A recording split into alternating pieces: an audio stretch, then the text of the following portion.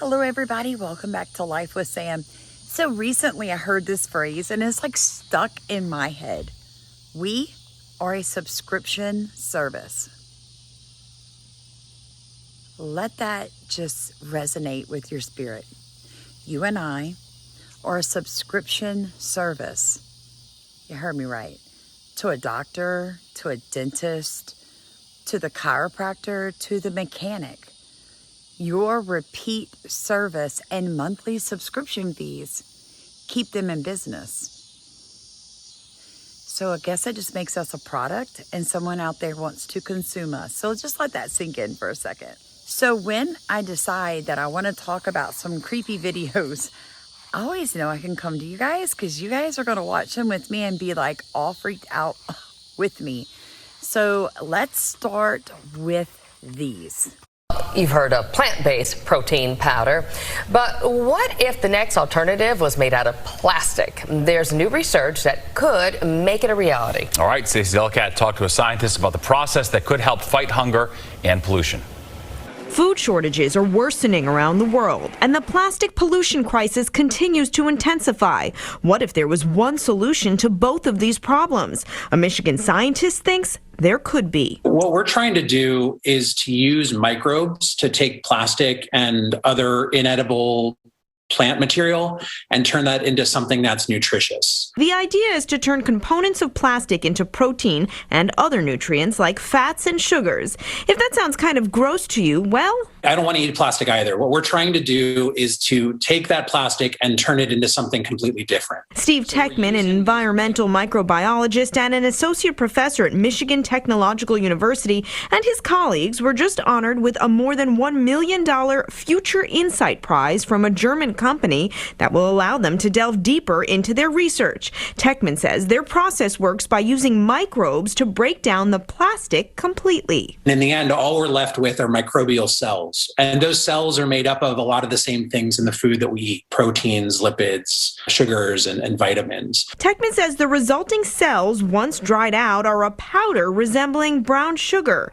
And he says the full conversion takes just about a day. Which I think is pretty exciting because plastics in the environment can take years to break down. And so the fact that we can break plastics down in a day is pretty cool, I think. It'll likely be a few years at least before turning plastic into protein or other food becomes a reality. And even when it does, the scientists say they envision that the end product is going to be used for something more like emergency food rations than something you would find on the grocery store shelf. So food made out of plastic as a protein source.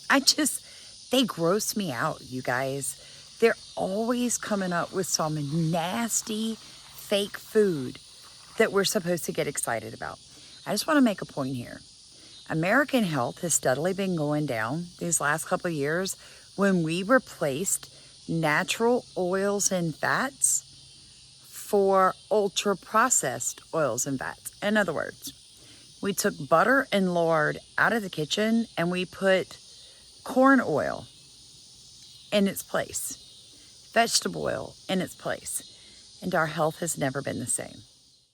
Okay, let me see if I got this right. He writes this down here in the comment section in an email. This is directed at me, but this is all of us.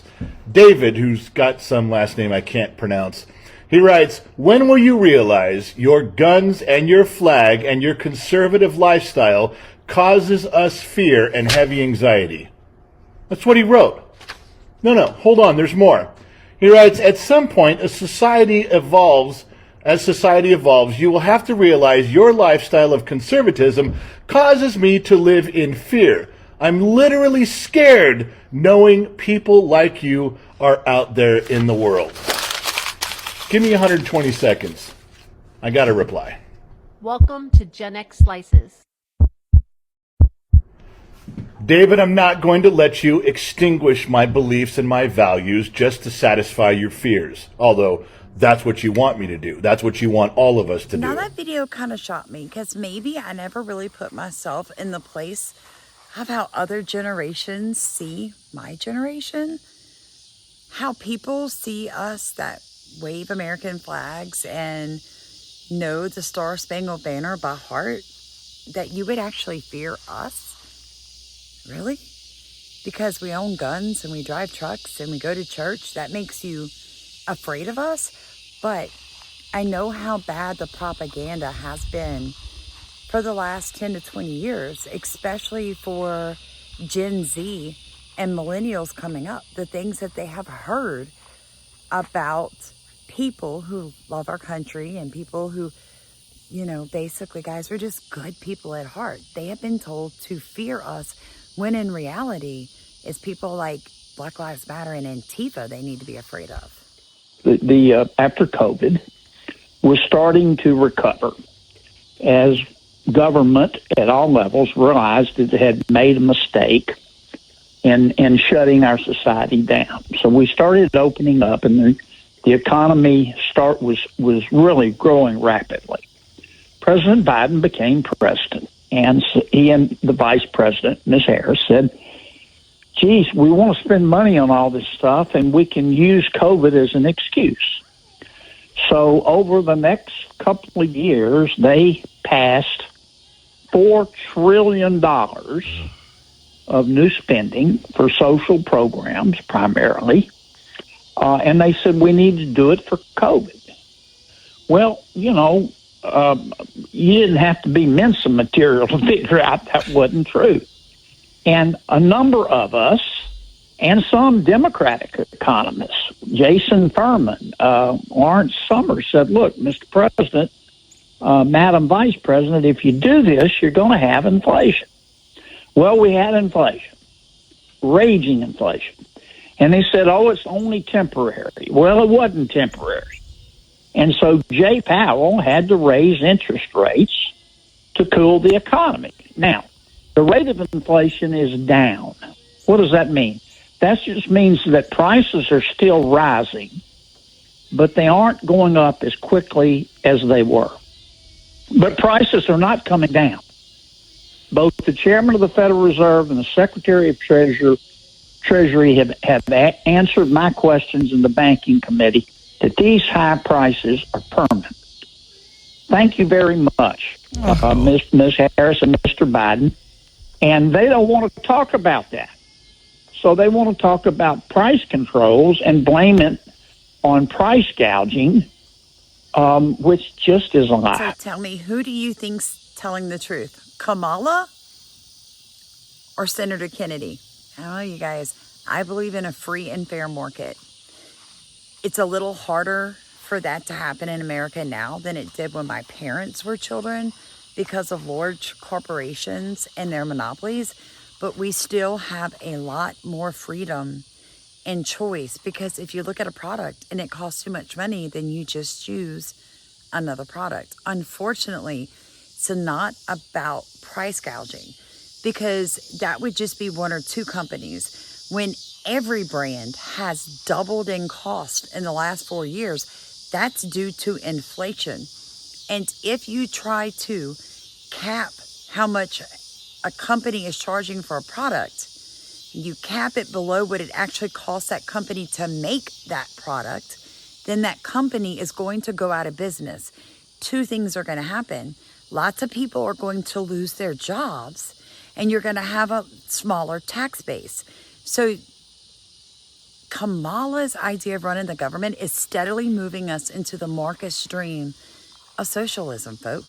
People get angry at me every single time I talk about modesty and how it's a form of self-respect and it shows that a woman takes herself seriously. But Melania Trump's fashion transformation proves my point exactly. This is how Melania Trump used to dress, and I'm not judging. I'm just showing that the way you dress as a woman really reflects the way you see yourself. She was a model, she was on magazine covers, she was the wife of a billionaire, and from the moment that her husband entered politics, her fashion completely changed. And that's because when you have a position of power and you need the world to take you seriously, modesty becomes essential. Today, we're fed the lie that the stronger you are, the more feminist you are, like Beyonce, the more naked you are, and I'm calling the lie. There's a reason that all first ladies dress like this. That's because modesty is essentially honorable and dignified. They passed away years ago.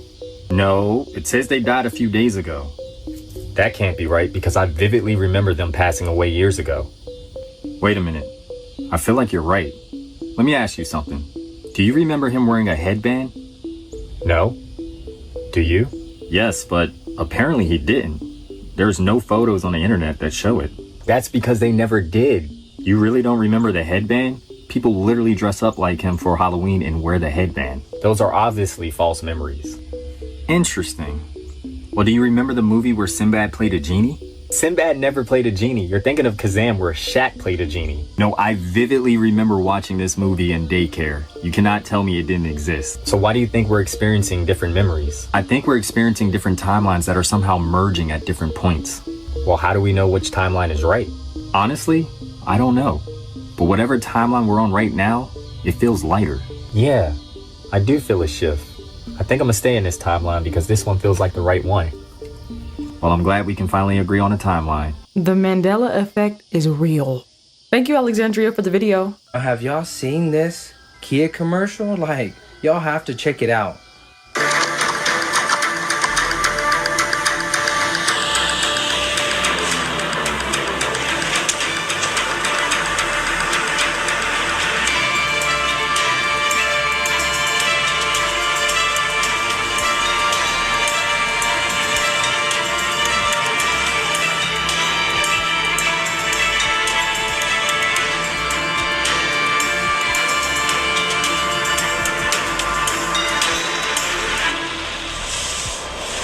What are they trying to tell y'all?